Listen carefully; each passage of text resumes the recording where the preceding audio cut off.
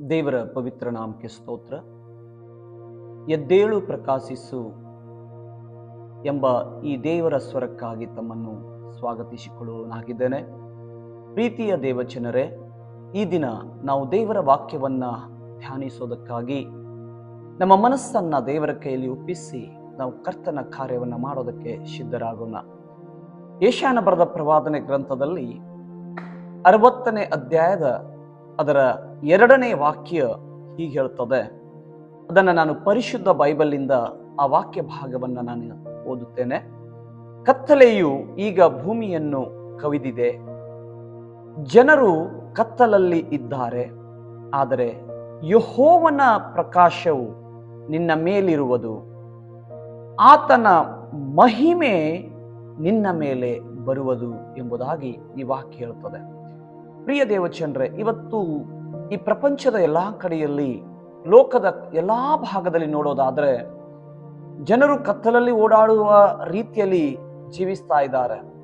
ಹೇಗೆಂತಂದ್ರೆ ನಾವು ನೋಡ್ತೇವೆ, ಶರೀರದ ಇಚ್ಛೆಗಳು, ಶರೀರದ ಭಾವನೆಗಳು, ಜಾರತ್ವ, ಬಂಡುತನ, ನಾಚಿಗೆಡುತನ, ಮಾಟ, ಹಗೆತನ, ಜಗಳ, ಕಹಿತನ, ಹೊಟ್ಟೆ ಕಿಚ್ಚು, ಇವು ಅನೇಕ ವಿಷಯಗಳನ್ನ ತಮ್ಮ ಜೀವಿತದಲ್ಲಿ ತುಂಬಿಕೊಂಡು ಇವತ್ತು ಓಡಾಡ್ತಾ ಇದ್ದಾರೆ. ಆದರೆ ಎಲ್ಲರೂ ನಾವು ಇದನ್ನ ಮಾಡ್ತಿರೋದ್ರಿಂದಲೇ ಸಂತೋಷ, ಸಮೃದ್ಧಿ ಅಂತ ಹೇಳಿ ಅನ್ಕೊಳ್ತಾ ಇದ್ದಾರೆ. ಆದರೆ ಈ ಕಾರ್ಯಗಳು ಯಾರ ಜೀವಿತದಲ್ಲಿ ಇದೆಯೋ ಆ ವ್ಯಕ್ತಿ ಕತ್ತಲೆಯಲ್ಲಿ ಇದ್ದಾನೆ. ಕತ್ತಲೆಯಲ್ಲಿ ಅವನು ಜೀವಿಸ್ತಾ ಇದ್ದಾನೆ. ಕತ್ತಲೆ ಅವನನ್ನ ಕವಿದಿದೆ. ಕತ್ತಲಲ್ಲಿ ಅವನ ಜೀವಿತವು ಮುಳುಗಿ ಹೋಗ್ತಾ ಇದೆ. ಮನುಷ್ಯನಿಗೆ ಅದು ಗೊತ್ತಾಗ್ತಾ ಇಲ್ಲ, ಮನುಷ್ಯನಿಗೆ ಅದು ಅರ್ಥ ಆಗ್ತಾ ಇಲ್ಲ. ಅದಕ್ಕಾಗಿ ದೇವರು ಯೇಸು ಸ್ವಾಮಿ ಒಂದು ಮಾತನ್ನ ಹೇಳ್ತಾರೆ.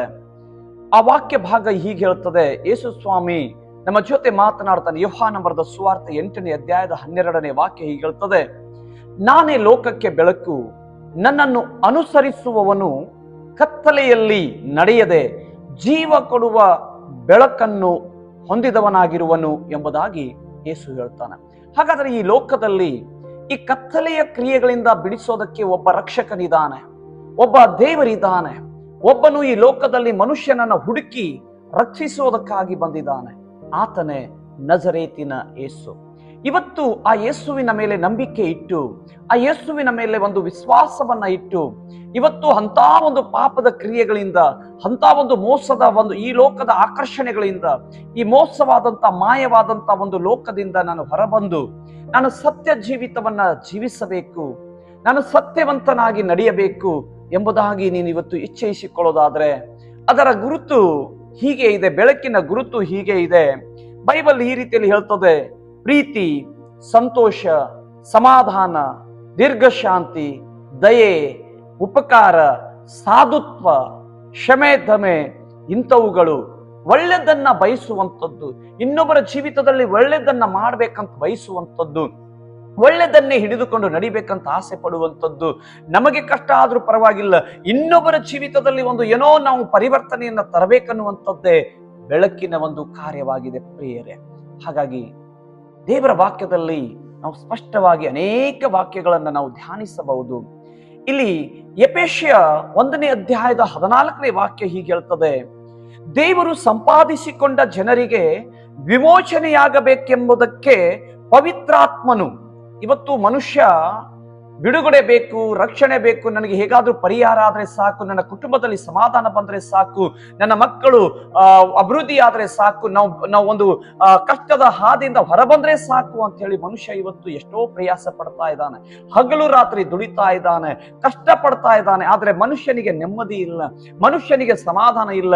ಎಲ್ಲಿಯಾದ್ರೂ ನನಗೆ ಪರಿಹಾರ ಸಿಗತ್ತಾ ಅನ್ನುವ ರೀತಿಯಲ್ಲಿ ಮನುಷ್ಯನು ಓಡ್ತಾನೆ ಇದ್ದಾನೆ ಇವತ್ತು.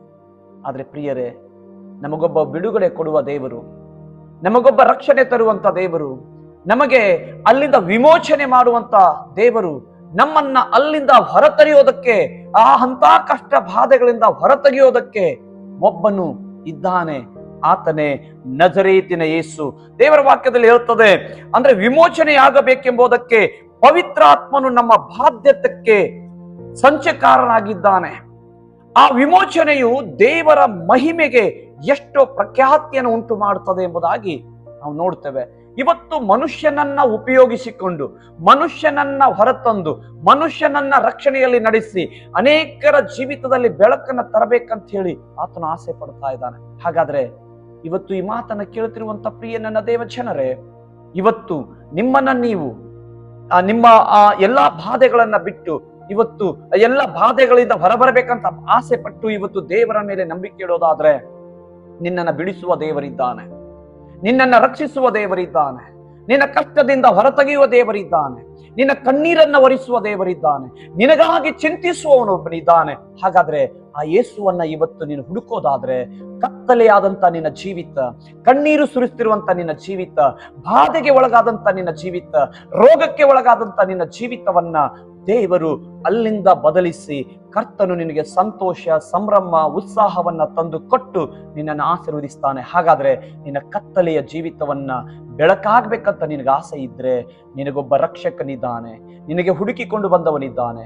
ಆತನನ್ನ ದೃಷ್ಟಿಸಿ ನೋಡು, ಆ ದೇವರ ಮೇಲೆ ನಂಬಿಕೆ ಇಡು, ಆತನಲ್ಲಿ ಕೇಳಿಕೋ. ನಿನ್ನ ಜೀವಿತ ಕತ್ತಲಾದರೂ ಬೆಳಕಾಗಿ ಮಾಡುವ ಕರ್ತನು ನಿನ್ನ ಜೊತೆ ಇದ್ದಾನೆ. ಆತನು ನಿನ್ನ ಒಳಗಡೆನೆ ವಾಸ ಮಾಡ್ತಾ ಇದ್ದಾನೆ. ಆ ಕರ್ತನನ್ನ ಕೇಳಿಕೋ. ದೇವರು ನಿನ್ನ ಜೀವಿತದ ಎಲ್ಲಾ ಸ್ಥಿತಿಗಳನ್ನ ಬದಲಿಸೋದಕ್ಕೆ ಶಕ್ತನು ನಿನ್ನ ಮಧ್ಯದಲ್ಲಿ ವಾಸಿಸ್ತಾ ಇದ್ದಾನೆ.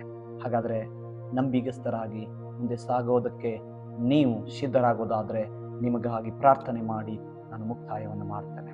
ಪ್ರೀತಿಯುಳ್ಳ ಪರಲೋಕದ ಏಕೈಕ ಮಹಿಮೆಯ ತಂದೆಯಾದ ದೇವರ, ಹೌದು ಸ್ವಾಮಿ, ಅನೇಕರು ಕಷ್ಟ ಬಾಧೆಗಳಲ್ಲಿ ಮುಳುಗಿರುವಂತ ಜನರನ್ನ ದೇವರೇ, ಇವತ್ತು ದಾಹದಿಂದ ಬೇಡ್ತಿರುವಂತ ಜನರ ದಾಹವನ್ನ ನೀಗಿಸಿ, ಅವರ ಕಣ್ಣೀರನ್ನ ಒರೆಸಿ, ಕತ್ತಲೆಯಾದಂತ ಜೀವಿತವು ಬೆಳಕಾಗುವ ಹಾಗೆ ಅವರ ಜೀವಿತದಲ್ಲಿ ನೀನು ಪ್ರವೇಶಿಸಿ ಅಪ್ಪ, ಅವರ ಪರಿಸ್ಥಿತಿಯನ್ನು ಬದಲಿಸಬೇಕಾಗಿ ಕೇಳುತ್ತೇನೆ. ನೀನೇ ಕಾರ್ಯ ಮಾಡು, ಕೃಪೆ ತೋರಿಸು. ಯೇಸು ಕರ್ತನ ನಾಮದಲ್ಲಿ ಪ್ರಾರ್ಥಿಸ್ತೇವೆ ಪರಲೋಕದ ಏಕೈಕ ಮಹಿಮೆಯ ತಂದೆಯಾದ ದೇವರೇ.